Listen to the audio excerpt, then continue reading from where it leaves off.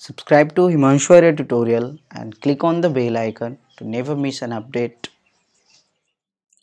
Hello बच्चों, तो ये देखो हमारा 10th क्लास का यानी बोर्ड के पॉइंट ऑफ व्यू से बेसिकली या यूँ को इस साल का यानी कि 2021 का ये लास्ट बेसिकली लेक्चर होगा तुम्हारा, क्योंकि आवर इन्वायरमेंट तक ही तुम्हें पढ़ना है। इसके बाद मैनेजमेंट ऑफ नेचुरल रिसोर्सेज तुम्हें पढ़ना नहीं है, क्लियर है ना। और बाकी के जो एक चैप्टर थे तुम्हारे कंट्रोल एंड कोऑर्डिनेशन, वो मैंने ऑलरेडी तुम्हें पढ़ा दिया था क्योंकि वो इम्पोर्टेंट था। नेचुरल ये मैनेजमेंट ऑफ नेचुरल रिसोर्सेज तुम्हें पढ़ना नहीं है फिलहाल, तो उसका टेंशन नहीं लेना है। ये आज का लास्ट मतलब ये इस चैप्टर का लास्ट वीडियो है।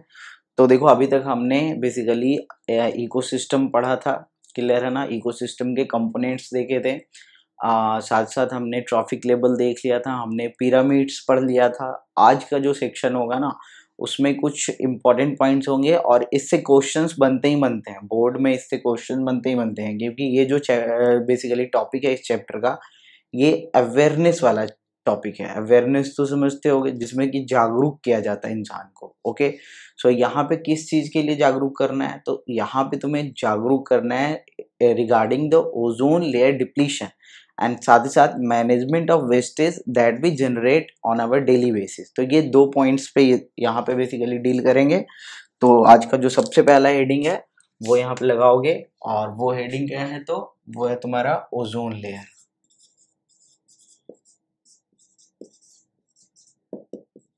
क्लियर है। तो यहाँ पे समझते हैं ये ओजोन लेयर होता क्या है, क्लियर है ना। तो देखो समझना, ओजोन लेयर बिल्कुल कुछ नहीं है, ध्यान से समझना, बिल्कुल ही एकदम हलवा है, बस ध्यान से समझ लेना। तुम्हें कुछ रिएक्शंस होंगे वो तुम्हें लिखने होंगे और यहाँ से क्वेश्चन बनेगा ही बनेगा, ये तो तुम मान के ही चलो। पहली बात ये ध्यान में रखो, क्लियर है ना। तो देखो इतना तो समझते होगे कि ये जो है ऑक्सीजन का एक एटम है। ये क्या है, एक एटम है ऑफ ऑक्सीजन, क्लियर है ना। अगर ये मैं O2 लिख दूं तो ये क्या है, ये दो एटम ऐड हो गया ना, तो इसे तुम मॉलिक्यूल बोलते हो ना, मॉलिक्यूल ऑफ ऑक्सीजन, या फिर इसी को तुम बोलते हो ऑक्सीजन गैस। ये तुम्हारा ऑक्सीजन गैस है, क्लियर है।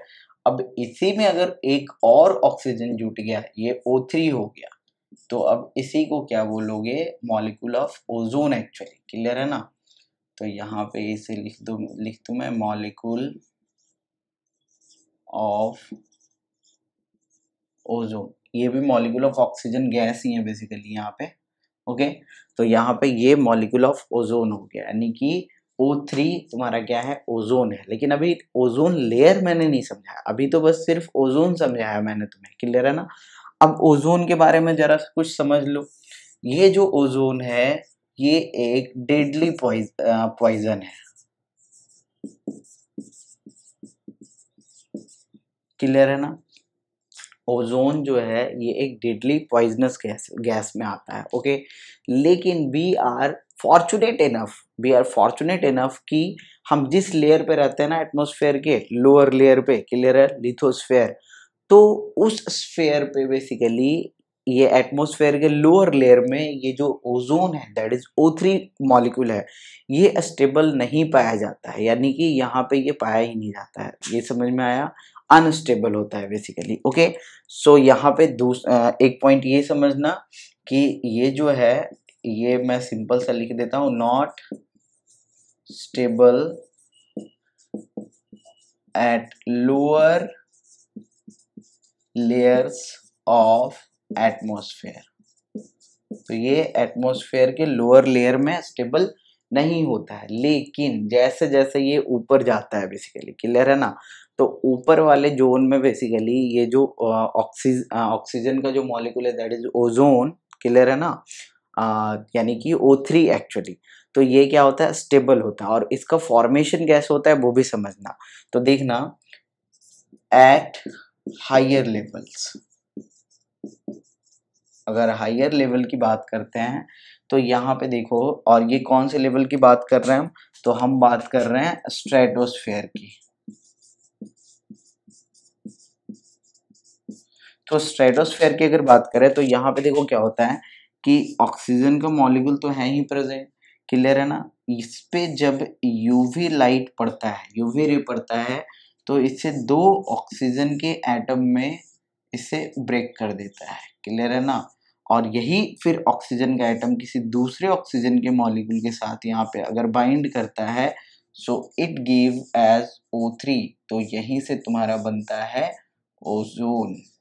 ओके, सो तुम देख रहे हो यहाँ पे कि ऊपर वाले लेयर में यानी स्ट्रेटोस्फेयर में क्या है, तो ओजोन गैस का फॉर्मेशन हो रहा है, समझ रहे हो। अब ओजोन गैस का जब फॉर्मेशन हो रहा है, तो जब ज़्यादा फॉर्मेशन होगा तो वो वहाँ पे जमा होते चला जाएगा ना, एक्यूमुलेट होता चला जाएगा ना, और वो एक लेयर बना देगा अलग से। क्लियर है ना। So now this is called ozone layer. Clear है, इतना समझ में आया। इसे चाहो तो नोट कर लो, फिर मैं डिफिनीशन लिख रहा हूँ यहाँ पे। तो यहाँ पे इसका डेफिनेशन लिख लेना ओजोन लेयर का।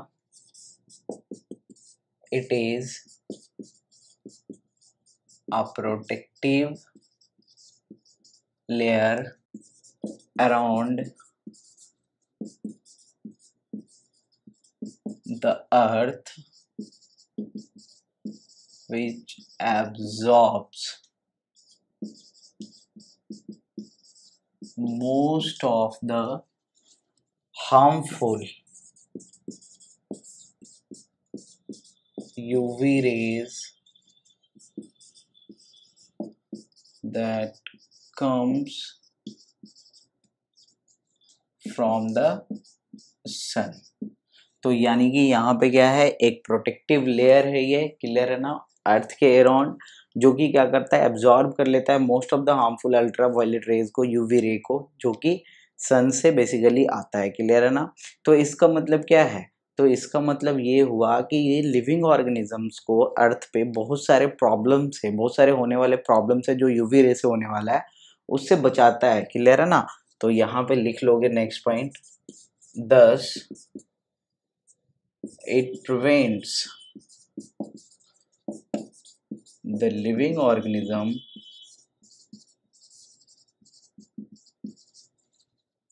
on earth from many problems which could be caused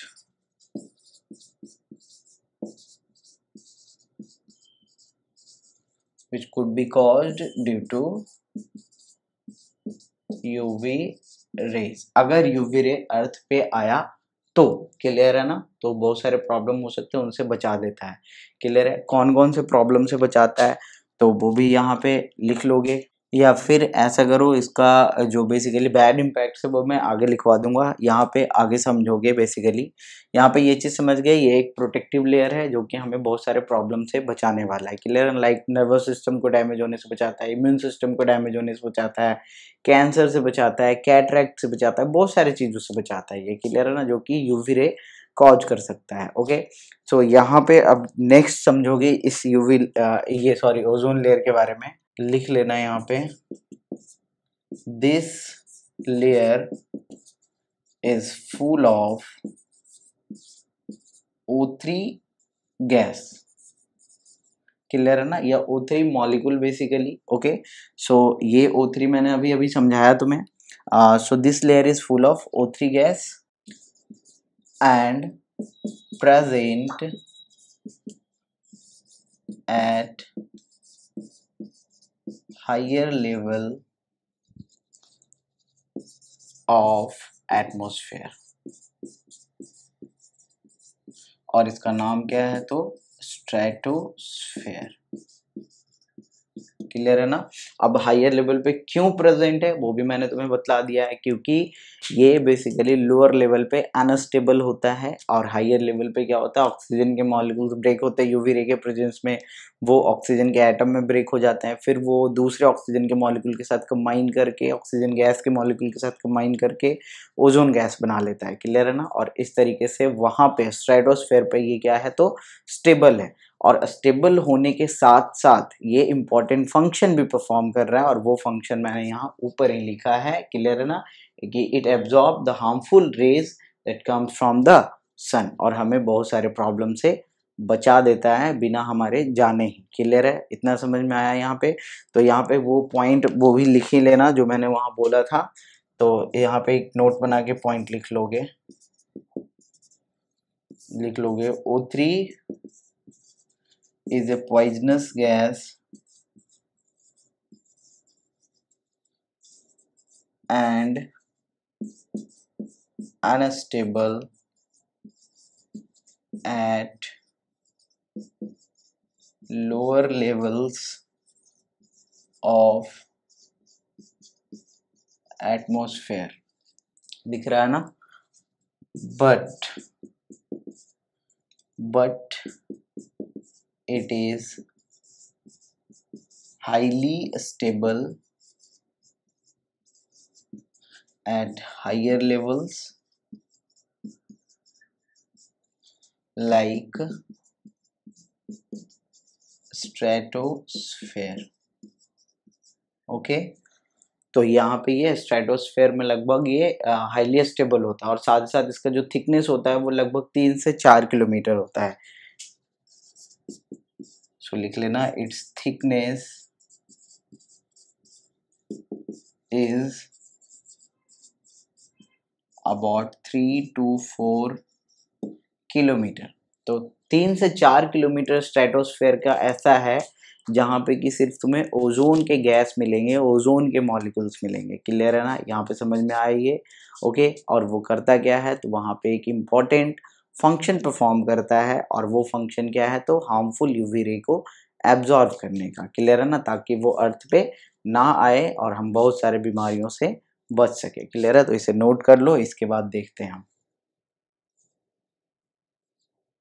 आगे। देखना है यहाँ पे, तो एक बार फॉर्मेशन ऑफ ओजोन मॉलिक्यूल भी लिख लो यहाँ पे, किस तरह से फॉर्म हो रहा है, क्योंकि रिएक्शन तुम्हें लिखने को आ जाएगा। तो यहाँ पे हेडिंग बना के लिख लेना,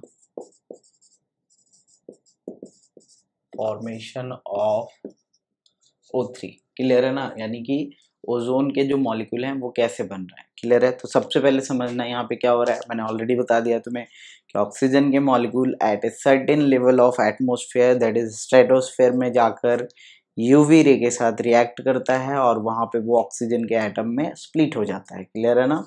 और फिर वही ऑक्सीजन का एटम दूसरे ऑक्सीजन गैस के मॉलिक्यूल के साथ कंबाइन करके बनाता क्या है, तो ओजोन का गैस यानी ओजोन के मॉलिक्यूल बना लेता है। क्लियर है? तो लिख लेना यहाँ पे,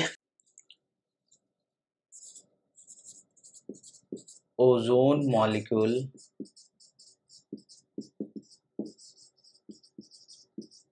is formed by disassociation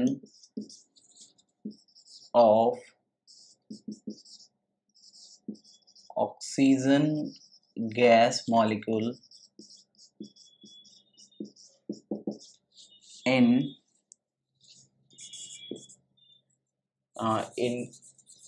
ऐसे लिख लो, into atoms of oxygen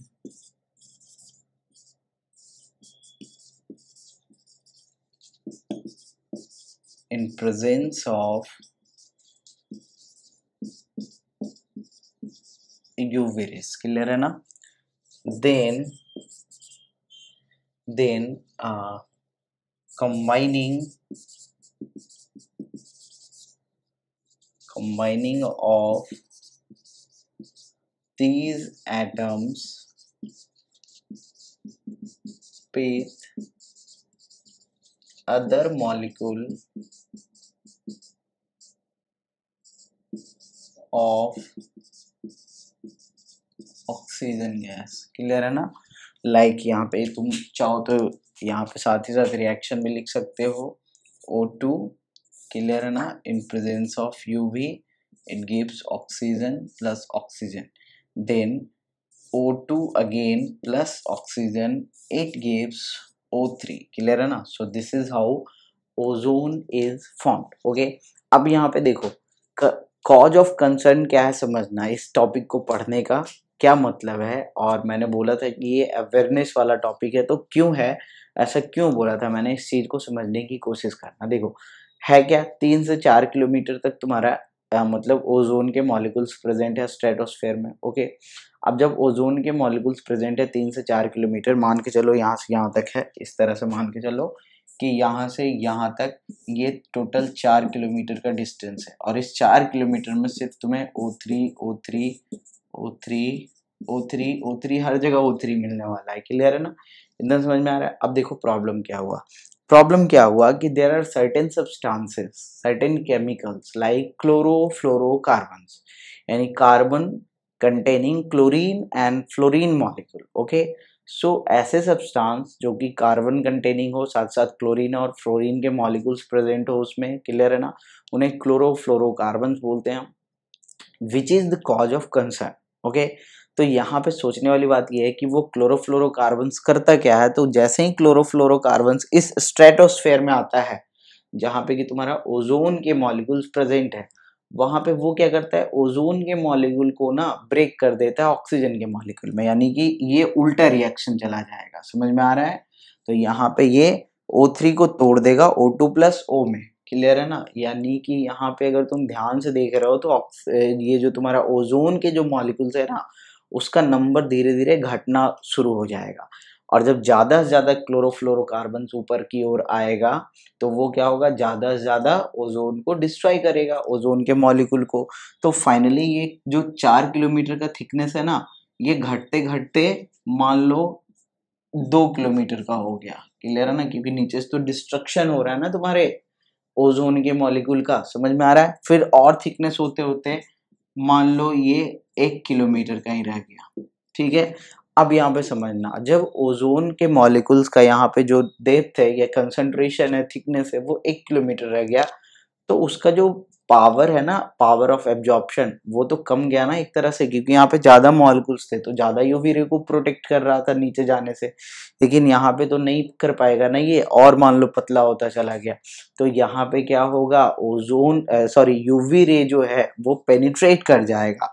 now इतना पतला हो गया ये कि यूवी रे यहाँ से पेनिट्रेट करके नीचे आ जाएगा अर्थ पे। समझ में आ रहा है। और जब अर्थ पे आएगा तो यूवी रे के क्या क्या बैड इम्पैक्ट मैंने बताया था, मैं दोबारा से लिखवा दूंगा, कोई प्रॉब्लम नहीं है। तो यहाँ पे ये प्रॉब्लम हो जाएगा बेसिकली। क्लियर है ना, जब ये नीचे आ जाएगा। Now this is called ozone hole. Actual में ओजोन होल कोई होल नहीं है, एक्चुअल में वो क्या है, तो एक्चुअल में क्या है कि थिकनेस घटते घटते इतना कम हो गया है कि वहां से जो तुम्हारे यूवी रे है वो पास कर रहा है, आराम में उसे एब्जॉर्ब कर ही नहीं पा रहा है वो, क्योंकि उसका भी तो एक कैपेसिटी है ना। तो इसीलिए यहाँ पे क्या हो रहा है, यूवी रे नीचे की ओर जा रहा है अर्थ पे, और फाइनली प्रॉब्लम क्रिएट कर रहा है। क्लियर है। तो यहाँ तक समझ में आया बेसिकली तुम्हें। मैं डिप्लीशन अगले टॉपिक में बता रहा हूँ, यहाँ पे जल्दी से इसे नोट कर लो, फिर मैं इसे इरेज करता हूँ।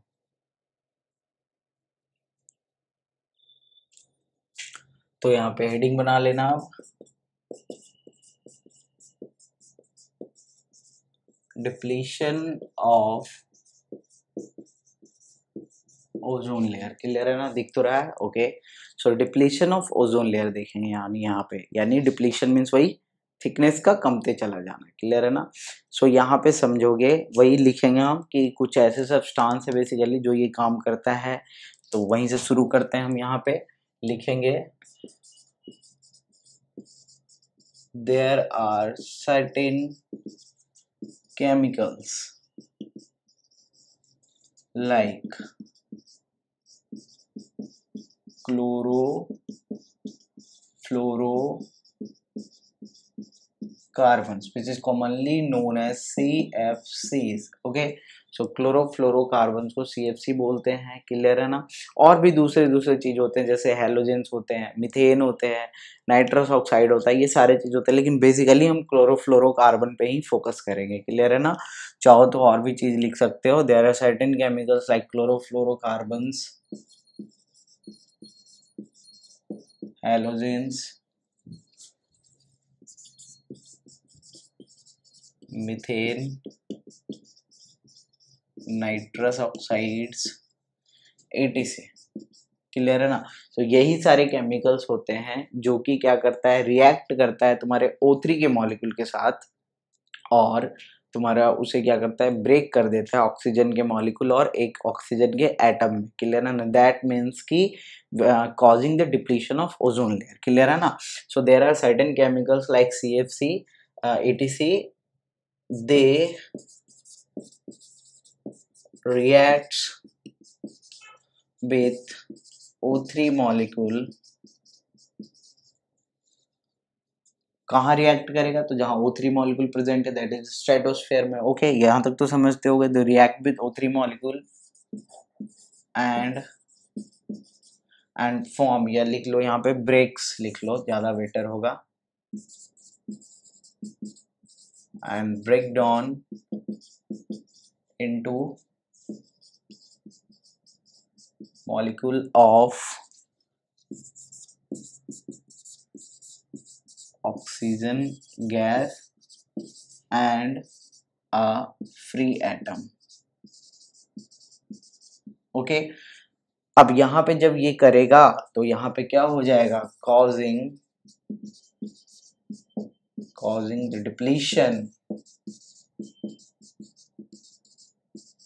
ऑफ, किसका डिप्लीशन कर रहा है, तो डिप्लीशन ऑफ ओजोन लेयर।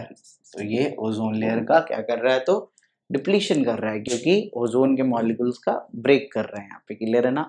अब ये CFC पाए कहाँ जाते हैं, क्लियर है ना। तो वो पॉइंट भी लिख लेना, यहाँ पे नोट बना के लिख लेना। CFCs are present in refrigerators,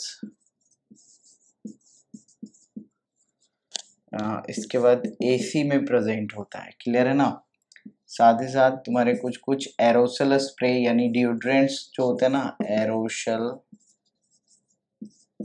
sprays, तो इन सभी में प्रेजेंट होते हैं तुम्हारे CFC, ETC लगा लोगे लास्ट में। ओके यहां तक समझ में आया। अब देखना यहाँ पे, ये भी देखो करता क्या है समझना। जैसे CFC हम तो यूज कर रहे हैं अपने लोअर एटमॉस्फेयर में ना, लोअर लेयर ऑफ एटमॉस्फेयर में, लेकिन ये डिस्ट्रक्शन कर रहा है अपर लेयर में। तो फिर ये प्रॉब्लम कैसे हो रहा है, तो समझने की कोशिश करना, थोड़ा सा कंसेप्चुअल है, समझना क्या है। देखो हम मान लो कि नीचे वाले लेयर में हम CFC का यूज कर रहे हैं, चाहे तो रेफ्रिजरेटर में यूज कर रहे हैं, चाहे AC में यूज कर रहे हैं, कहीं भी यूज कर रहे हैं, क्लियर है।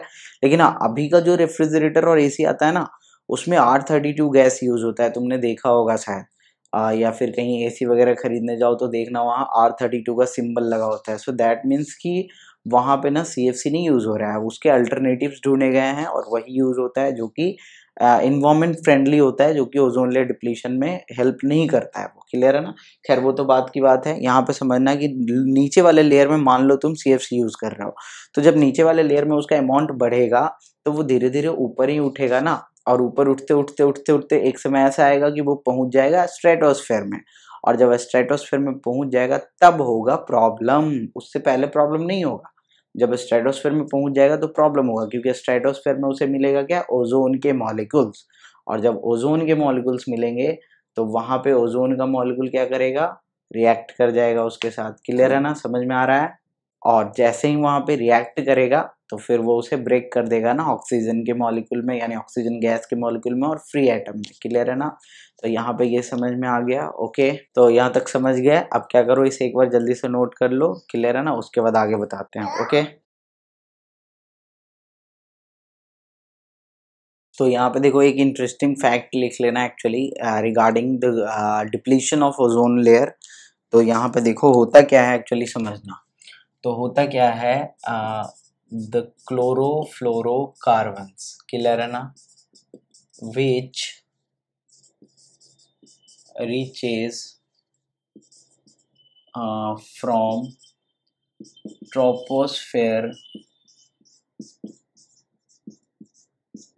to stratosphere। ट्रोपोस्फेयर क्या है तुम्हारा, तो ट्रोपोस्फेयर तुम्हारा लोअर लेयर है एटमॉस्फेयर का, क्लियर है ना। स्ट्रेटोस्फेयर तुम्हारा अपर लेयर है जहाँ पे कि ओजोन के मॉलिक्यूल्स मिलते हैं। ओके सो ट्रोपोस्फेयर से अगर स्ट्रेटोस्फेयर में CFC के मॉलिक्यूल जा रहा है तो ये क्या करेगा, it releases chlorine atom and fluorine atoms as well as, clear है ना। तो यहाँ पे लिखेंगे it reacts with UV rays and releases chlorine atoms. Okay, now these chlorine atoms क्या करेगा, तो ये रिएक्ट करेगा बेसिकली तुम्हारे ओजोन के मॉलिक्यूल के साथ और फाइनली ओजोन का ब्रेक डाउन कर देगा इनटू ऑक्सीजन का मॉलिक्यूल एंड ऑक्सीजन का एटम। क्लियर है ना। और इस तरह से ये क्या करेगा, तो ओजोन लेयर के डिप्लीशन में हेल्प कर देगा। क्लियर है ना। तो यहाँ पे लिख लेना, आगे लिखना, this release of chlorine atom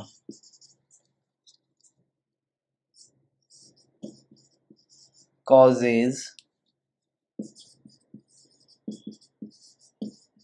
breakdown of ozone into O3 and free atom of oxygen. तो यहाँ पे O2 यानी ऑक्सीजन का मॉलिक्यूल क्लियर है ना, यानी मॉलिक्यूलर ऑक्सीजन भी इसे बोलते हैं और साथ ही साथ फ्री ऑक्सीजन। तो मॉलिक्यूलर ऑक्सीजन और फ्री ऑक्सीजन में इसे बेसिकली ब्रेक कर देगा। और यहाँ पे इंटरेस्टिंग एक फैक्ट समझना, एक इंटरेस्टिंग फैक्ट क्या है कि वन मॉलिक्यूल अगर तुम क्लोरीन का यहाँ पे देखते हो, वन मॉलिक्यूल ऑफ क्लोरीन जो कि इधर रिलीज हुआ था, क्लियर है ना, यूवी रे के साथ रिएक्शन करके, तो ये तुम्हारे एटमॉस्फेयर में यानी स्ट्रेटोस्फेयर में लंबे समय तक परसिस्ट कर सकता है। It can persist for a long time in the stratosphere. और ये ना जब तक वहाँ रहेगा तो डिफरेंट मॉलिक्यूल्स ऑफ तुम्हारे ओजोन को ये डिस्ट्रॉय करता रहेगा। और एक मॉलिक्यूल अगर क्लोरीन का है तो लगभग 10,000 मॉलिक्यूल ऑफ ओजोन को ये डिस्ट्रॉय कर सकता है। क्लियर है ना। तो यहाँ पे लिखेंगे, one molecule of chlorine can persist in the stratosphere so long that it can क्या लिख सकते हो, it can destroy 10,000 molecules of किसका, तो ozone, that is O3। Clear है ना।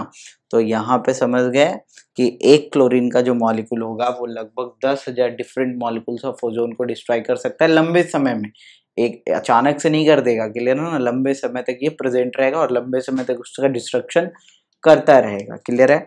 अब यहाँ पे एक अलग से हेडिंग बना लो, effects of ozone layer depletion, उसे भी देख लेते हैं कि क्या क्या इफेक्ट्स होते हैं यहाँ पे। तो एक नेक्स्ट हेडिंग बना लोगे यहाँ पे, इफेक्ट्स ऑफ दिख तो रहा है, okay, effects of ozone layer depletion. Ozone layer depletion का क्या क्या इफेक्ट होता है, खास करके लिविंग ऑर्गेनिजम्स पे, जिसमें कि ह्यूमन बींग्स को हम सेंट्रल पॉइंट ऑफ व्यू मान के चलेंगे। ओके, तो इसमें सबसे पहला पॉइंट लिख लो,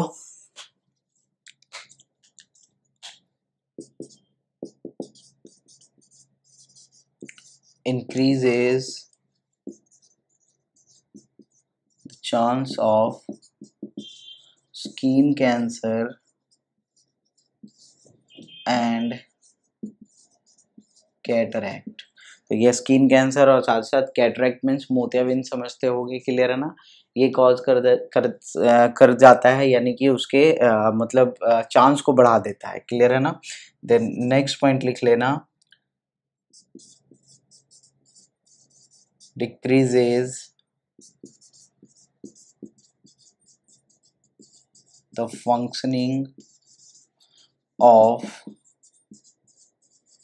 nervous and immune system।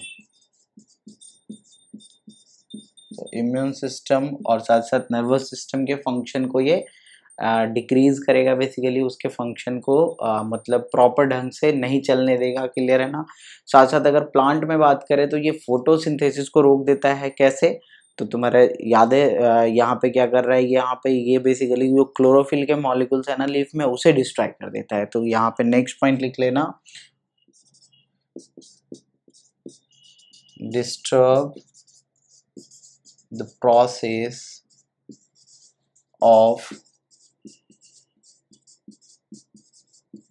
photosynthesis in plants by destroying the chlorophyll।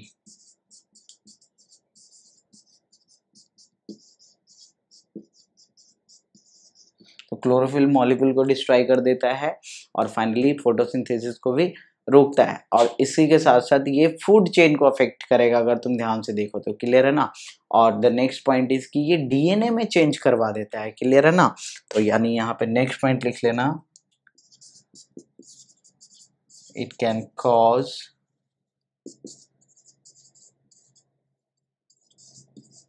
Damage to the nucleic acid, nucleic acid that is, यहीं पे तुम डीएनए भी लिख सकते हो, ऑफ लिविंग ऑर्गेनिजम्स। दिख तो रहा है यहाँ तक, चलो सही है। इसके नीचे मैं नहीं लिखूंगा, थोड़ा सा टेढ़ा हो गया, बट कोई नहीं, चलता है। तो यहाँ तक ये समझ गए, इसे जल्दी से नोट करो। उसके बाद बस एक थोड़ा सा छोटा सा टॉपिक बस बचा है, यूनिप के बारे में तुम्हें बताना है। ओके, उसके बाद ये चैप्टर भी खत्म हो जाएगा, तो इसे जल्दी से नोट कर लो। तो यहाँ पे अब देखो, ओजोन लेयर डिप्लीशन से रिलेटेड बस एक पॉइंट लिखना है तुम्हें, उसके बाद फिर हम वेस्टेज के बारे में देखेंगे। क्लियर है ना, क्योंकि आज इस चैप्टर को पूरा खत्म करके ही जाऊंगा मैं। तो यहाँ पे एक नोट बना के लिख लेना बस,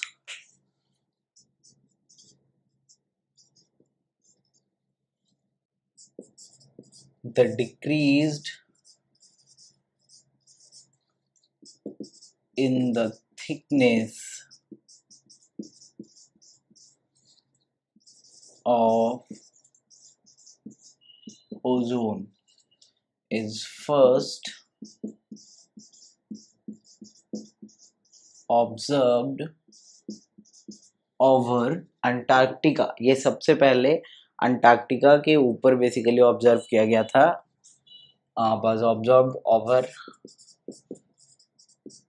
अंटार्कटिका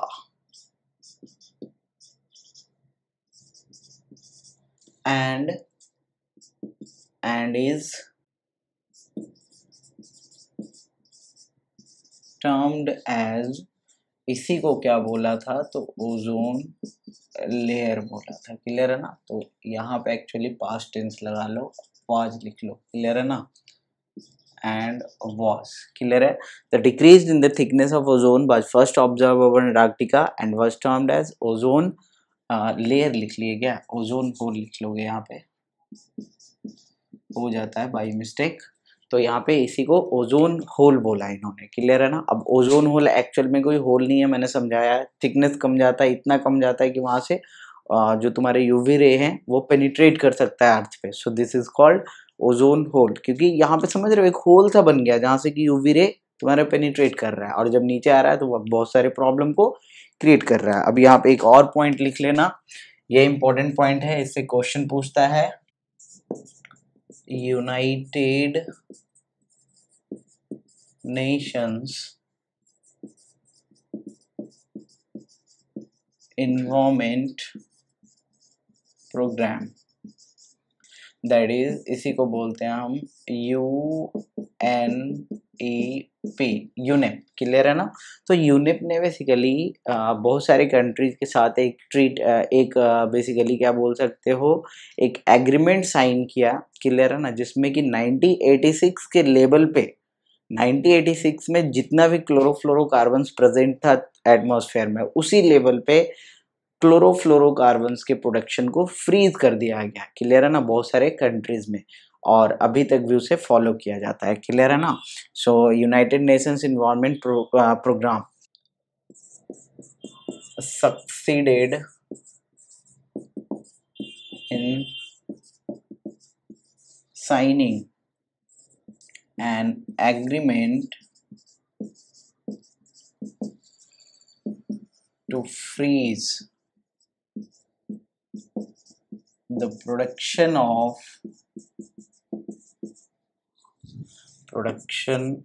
CFCs at 1986 लेवल। और ये बेसिकली लागू कब किया गया था? तो ये 1986 में बेसिकली लागू किया गया था। क्लियर है ना? ताकि 1986 लेवल पे जो भी प्रोडक्शन हो रहा हो उतने में ही फ्रीज कर दिया जाए, उसके आगे प्रोडक्शन नहीं हो। क्लियर है? अगर वो कमता है तो थोड़ा बहुत प्रोडक्शन हो सकता है, लेकिन उसका लेवल जो है ना वो उससे क्रॉस नहीं होना चाहिए। This was the case actually. ये एग्रीमेंट था इन्होंने जिसपे साइन किया था बहुत सारे कंट्रीज ने। ओके, जो भी तुम्हारे यूनेप के मेंबर होंगे। ओके, अब यहाँ पे तुम्हारा ओजोन लेयर डिप्लीशन वाला टॉपिक खत्म हो गया, इतना ही पढ़ना था। अब एक टॉपिक बच गया हमारा, वेस्ट जो भी हम जनरेट करते हैं अपने घरों में उसे कैसे मैनेज करेंगे। क्लियर है ना? और जनरली हम दो तरह के वेस्ट प्रोड्यूस करते हैं। The first is called biodegradable waste and the second one is called non biodegradable waste. तो इन दोनों का मैनेजमेंट किस तरीके से करना है उस पे अब हमारा नेक्स्ट टॉपिक है, तो इसे जल्दी से नोट कर लो, फिर मैं बतला रहा हूँ आगे। तो यहाँ पे अब नेक्स्ट हेडिंग बना लेना,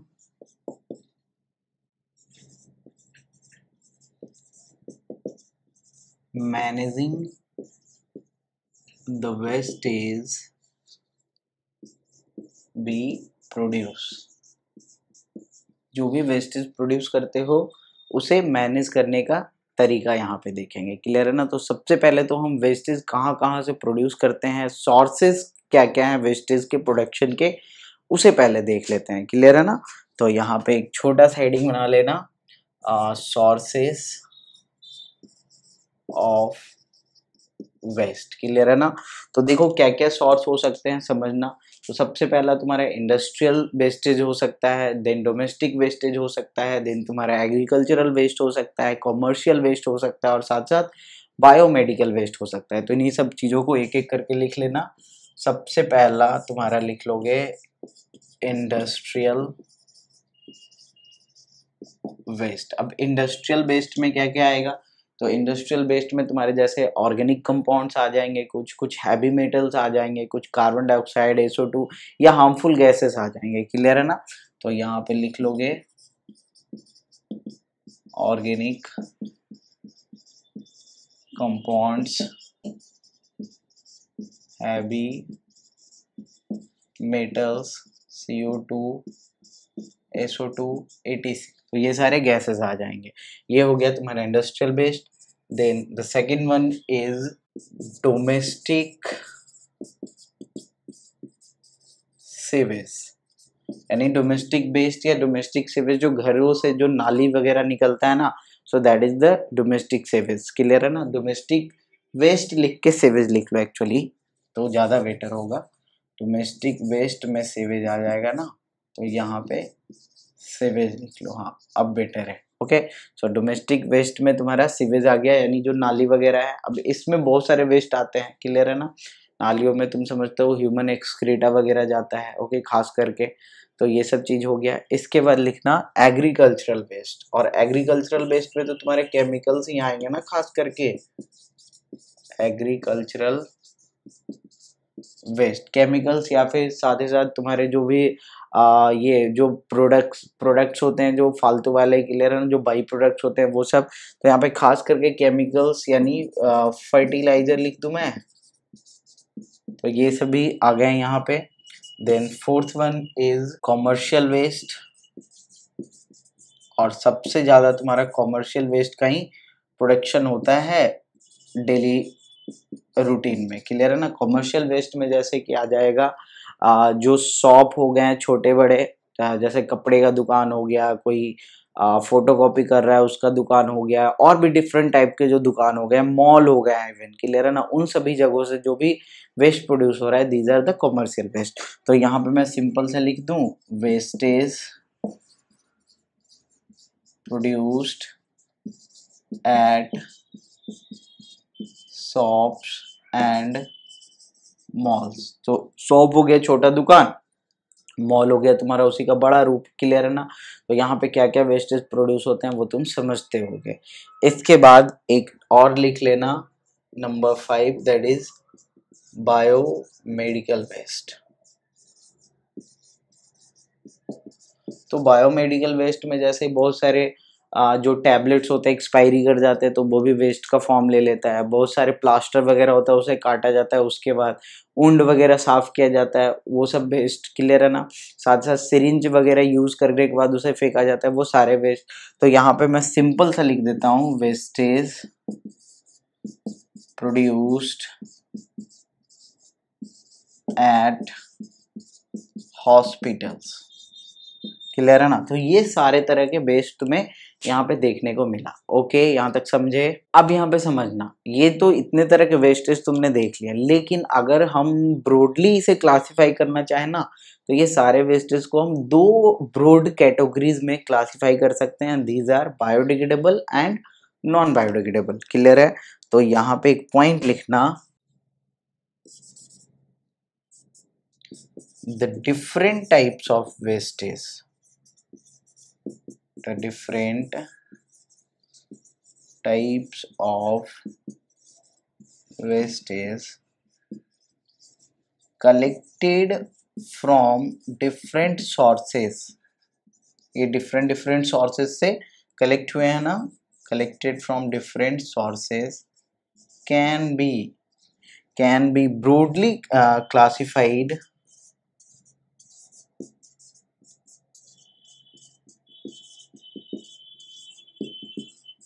into two major groups। अब ये दोनों ग्रुप्स कौन कौन है, तो यहीं पे लिख लोगे। The number one is biodegradable, okay, biodegradable waste, and the second one is non biodegradable waste।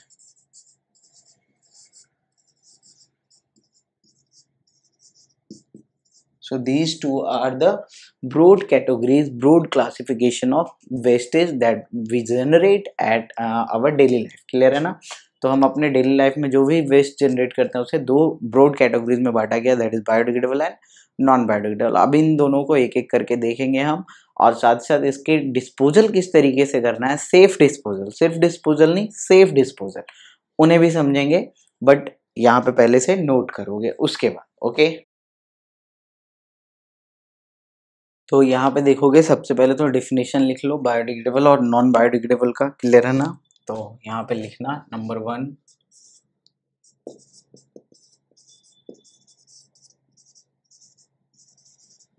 Biodegradable waste. Okay, so वैसे वेस्ट, वेस्ट तो वैसे समझते होगे ना जो हमारे काम का नहीं है, that is the waste actually. Clear है ना। तो यहाँ पे समझना,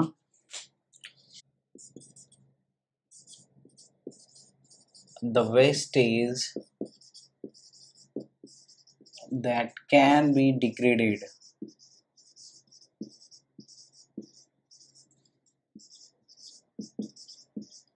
by the action of microbes like bacteria and fungi actually, जो डिकम्पोजर्स होते हैं, bye the action of microbes यहाँ पे लिख सकते हो, या फिर bye the action of decomposers भी लिख सकते हो। ओके, सो ये क्या कहलाते हैं। अच्छा हाँ, with in the reasonable time, ये भी लिखना है तुम्हें, with in the reasonable time. यानी कि डिग्रेडेशन हो रहा है तो इसका मतलब ये नहीं कि 100 साल में डिग्रेड कर रहा है। क्लियर है ना। So that will be actually non biodegradable अगर देखा जाए तो। लेकिन यहाँ पे अगर एक रीजनेबल टाइम में 2 दिन, 10 दिन, 2 महीने, 4 महीने में अगर ये डिग्रेड हो रहा है, so that is considered as biodegradable waste. Okay, अब यहाँ पे जैसे एग्जाम्पल चाहो तो लिख सकते हो। इसके एग्जाम्पल में क्या आ जाएंगे, तो इसके एग्जाम्पल में आ जाएंगे तुम्हारे जैसे वेजिटेबल पिल्स। ओके, जैसे जो भी सब्जी वगैरह खाते हो तो उसका छिलका निकाल के फेंक देते हो, सो that is the actually biodegradable. Okay, साथ ही साथ जैसे वुड वगैरह हो सकता है, क्लियर है ना, पेपर वगैरह हो सकता है, ओके, लेदर हो सकता है, तो ये सारे चीज बेसिकली तुम्हारे बायोडिग्रेडेबल में आ जाएंगे। क्लियर है ना। अब नॉन बायोडिग्रेडेबल का डिफिनेशन तो खुद से भी लिख लोगे, बट चलो मैं यहाँ पे लिख देता हूँ, number 2, non biodegradable.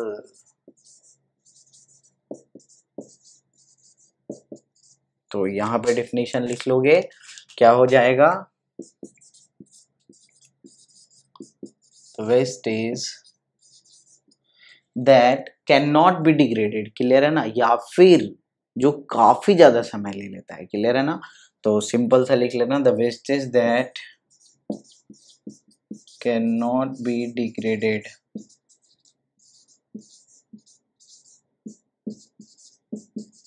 Bye the action of decomposers, लिख देता हूं यहाँ पे।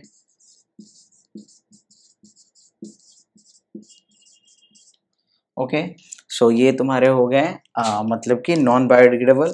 जैसे इसके एग्जाम्पल में तुम्हारे एक इम्पॉर्टेंट एग्जाम्पल है तुम्हारा डीडीटी, जरूर याद रखना, क्लियर है ना। डीडीटी का फुल फॉर्म भी मैंने एमसीक्यू सेशन में बतलाया था तुम्हें, क्लियर है ना, चाहो तो याद कर लेना। और इसके साथ साथ होता है तुम्हारा जैसे एक बहुत इम्पॉर्टेंट और बहुत ही harmful waste, that is plastic waste actually, clear है ना। प्लास्टिक में भी अलग अलग टाइप के प्लास्टिक होते हैं, जिसमें सबसे ज़्यादा प्रॉब्लम है हमारा सिंगल यूज प्लास्टिक, जो कि पॉलीथीन एक्चुअली जिसे तुम बोलते हो, क्योंकि उसका यूज एक ही बार होता है, एक बार जैसे फल सब्जी कुछ भी लेके आया उसके बाद उसे फेंक देते हो। और तुम्हें ये अगर सोचोगे ना इस बारे में कि हम अगर डेली बेसिस पे कितना प्लास्टिक प्रोड्यूस करते हैं, कितना पॉलीथीन प्रोड्यूस करते हैं एज ए वेस्ट मटेरियल पूरे मतलब कंट्री में, तो वो काफ़ी ज़्यादा होगा। क्योंकि तुम अगर सिर्फ एक घर का ही देखो तो हर दिन 5 से 6 प्लास्टिक के बैग वहाँ पे जनरेट हो ही जाते हैं एज वेस्ट प्रोडक्ट, क्लियर है ना। साथ साथ हम रैपिंग वगैरह के लिए यूज़ भी करते हैं, वहाँ भी प्लास्टिक यूज़ करते हैं, तो वो सब चीज़ क्या कर रहा है, एक तरह से वेस्ट का प्रोडक्शन को बढ़ा रहा है। और साथ साथ ये नॉन बायोडिग्रेडेबल है तो इन्वायरमेंट को भी अफेक्ट करेगा, क्योंकि इससे सिपिंग वगैरह रुक जाता है, जो वाटर की सिपिंग हो रही है, इनफिल्ट्रेशन हो रही है, अंदर जा रही है, जो ग्राउंड वाटर लेवल को मेंटेन कर रखा है वो भी डिस्टर्ब होता है, समझ में आ रहा है।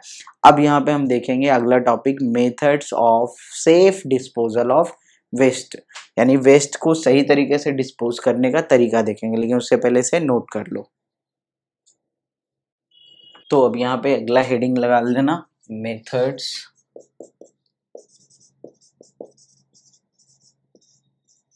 Of safe disposal of waste. Okay, so safe disposal में यहाँ पे देखो क्या क्या है। सबसे पहले तो तुम्हें क्लासिफाई करना होगा कि बायोडिग्रेडेबल और नॉन बायोडिग्रेडेबल वेस्ट को अलग अलग, ओके। और ये तुम दो लेवल पे कर सकते हो, एक तो जहाँ पे ये जेनरेट हो रहा है वेस्ट वहीं पे कर सकते हो। कैसे कर सकते हो, तो वहाँ पे तुम दो तरह के डस्टबिन यूज कर सकते हो, blue bin and green bin. Green bin for biodegradable waste and blue bin for non biodegradable waste. तो at the source of generation of waste ही तुम्हारा सिलेक्शन हो जाएगा, क्लियर है। या फिर तुम क्या कर सकते हो, तो सेलेक्ट कर मतलब ये वेस्ट को वहां से ला सकते हो बेसिकली, और एक पार्टिकुलर पॉइंट पे तुम उसका सिलेक्शन कर सकते हो, क्लियर है ना। बट बेटर यही होगा कि जहाँ पे वेस्ट प्रोड्यूस हो रहा है ना वहीं पे उसे अलग कर लिया जाए, तो तुम्हें एक्स्ट्रा जो परेशानी है उससे गुजरना नहीं पड़ेगा, क्लियर है ना। उसके बाद जो बायोडिग्रेडेबल वेस्ट होगा उसका कर दोगे डंपिंग। डंपिंग मीन्स कि एक गड्ढा खद के उसमें डाल दोगे, उसको ऊपर से कवर कर दोगे, क्लियर है ना। That will be converted into compost actually, compost. या साथ ही साथ अगर तुम अर्थवॉर्म वगैरह यूज कर देते हो तो वर्मी कंपोस्ट, समझते होगे तुम, 9th में तुमने पढ़ा होगा, क्लियर है ना। तो वहां पे वो एक तरह से फायदेमंद हो गया, ओके। उस एरिया में खास करके फर्टिलिटी बढ़ाने के काम आ जाएगा अगर उसका यूज करते हो दूसरे जगह पे, तो क्लियर है ना, ये चीज हो गया। इसके साथ साथ जो सॉलिड वेस्ट बचे, क्लियर है ना, जो भी मतलब एक्स्ट्रा वेस्ट बचे, तो उनका फिर ना अलग अलग टाइप से बेसिकली तुम्हारा ये डिस्पोजल होता है, जिसमें अगर बायोमेडिकल वेस्ट हो तो उसका इंसिनरेशन किया जाता है, मतलब हाई टेम्परेचर पे उसे फर्नेस में डाल के गला दिया जाता है। प्लास्टिक वेस्ट हो उसे भी वही किया जाता है ताकि उसका अमाउंट रिड्यूस हो सके, फिर उसे डंपिंग किया जाता है, क्लियर है ना। फिर हमारे पास एक होता है तुम्हारा लैंड फिल, समझते होगे, लैंड फिल में बहुत सारे वेस्ट को डाला जाता है। लैंड फिल क्या होते हैं, लो लेइंग एरियाज होते हैं जहाँ पे कि वेस्ट मटेरियल को मतलब कि वहाँ पे डाल दिया जाता है, क्लियर है ना। और वहीं पे फिर जमा होते होते वेस्ट मटेरियल जब ज़्यादा हो जाता है तो वहाँ पे फिर पार्क वगैरह या कुछ इस टाइप की चीज़ों को बना दिया जाता है, क्लियर है ना। तो सबसे पहले यहाँ पे मेथड्स ऑफ सेफ डिस्पोजल में क्या लिखोगे, तो यहाँ पे सबसे पहला पॉइंट लिखोगे सिलेक्शन ऑफ, या सिलेक्शन नहीं सेपरेशन लिख दो, ज्यादा बेटर होगा, है ना।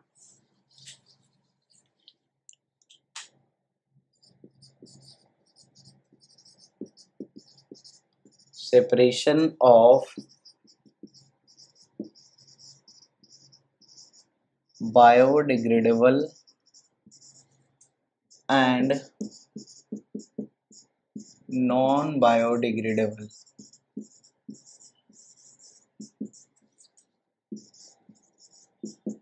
वेस्ट। ओके, दो तरह से किया जा सकता है, क्लियर है ना। यहाँ पे चाहो तो लिख सकते हो can be done by using green and blue bins. Bins means यार डस्टबिन एक्चुअली, क्लियर है ना, खाने वाला बीन मत समझ लेना। So it can be done by using green bins and blue bins at the source of waste generation, waste production लिख लो। यहाँ पे जहाँ पे वेस्ट का प्रोडक्शन हो रहा है ना, वहीं पे बेसिकली क्या करना, तो ग्रीन बिन और ब्लू बिन का यूज करके सेपरेट कर लेना, क्लियर है ना चीजों को, या फिर बाद में भी कर सकते हैं। और कैन बी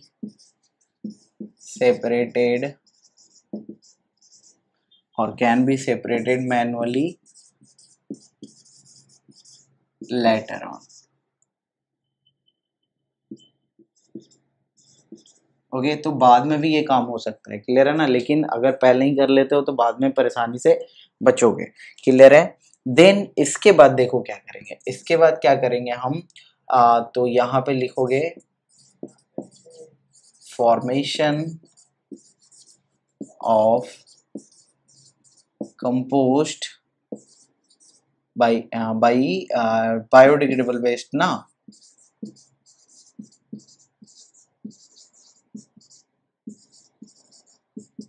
तो बायोडिग्रेडेबल वेस्ट का क्या कर देना है, तो कंपोस्ट में कन्वर्ट कर देना उसे, क्लियर है ना। प्रोसेस तुम्हें पता है भाई, द प्रोसेस ऑफ कंपोस्टिंग लिख सकते हो, फॉर्मेशन ऑफ कंपोस्ट ऑफ लिख लो, यहाँ पे ज्यादा बेटर होगा, of biodegradable waste by the process of composting. किस प्रोसेस से, तो कंपोस्टिंग के प्रोसेस से। ओके, यहाँ तक समझ में आया। और इसके बाद क्या करेंगे, इसके बाद नेक्स्ट स्टेप लिख लेना, that is dumping of rest of the solid waste into some low lying areas, also known as landfill. इन्हें लैंडफिल बोलते हैं, क्लियर है ना। तो देखो बायोडिग्रेडेबल का तो हमने कंपोस्ट बना लिया by the process of composting और vermicomposting, you can say, तुमने पढ़ा होगा 9th क्लास में, क्लियर है ना, मैन्योर कंपोस्ट फर्टिलाइजर पढ़े होगे ना, तो वहाँ पे। और साथ साथ जो नॉन बायोडिग्रेडेबल है उसका डंपिंग कर देंगे हम यहाँ पे, खास करके लो लेइंग एरियाज में सर्टेन, ताकि उसका बाद में उस एरिया का प्रॉपर यूज कर सके दूसरे तरह से। ओके, जैसे पार्क वगैरह बना देंगे बाद में। सो यहाँ पे तुम्हारा चैप्टर प्रॉपरली ख़त्म हो गया आज, और इसी के साथ इस वीडियो को यहाँ पे ख़त्म करते हैं। और एक जनरल इन्फॉर्मेशन है, चाहो तो दूसरे बच्चे को कन्वे कर सकते हो, नेक्स्ट मंडे यानी कि 12th से, क्लियर है ना, 12th ऑफ अप्रैल 2021 से हम लोग 11th का बैच शुरू करने जा रहे हैं NCERT राइज सीरीज के नाम से, क्लियर है। तो इसका नोटिफिकेशन तुम्हें टेलीग्राम पे मिल जाएगा ऑलरेडी, तो चाहो तो उसे ज्वाइन कर सकते हो। वैसे अभी बोर्ड पे फोकस कर सकते हो, बाद में ज्वाइन कर सकते हो, कोई प्रॉब्लम नहीं है, क्लियर है ना। क्योंकि मैं वीडियो रिमूव नहीं करने जा रहा हूँ यहाँ से, जो भी वीडियो होंगे वो पब्लिक ही होंगे, प्राइवेट भी नहीं करने जा रहा हूँ। तो अभी चाहो अगर टाइम मिले 1 घंटे निकाल के देख सकते हो, कोई दिक्कत वाली बात नहीं है। अगर नहीं मिले तो भी कोई दिक्कत वाली बात नहीं है, क्लियर है ना।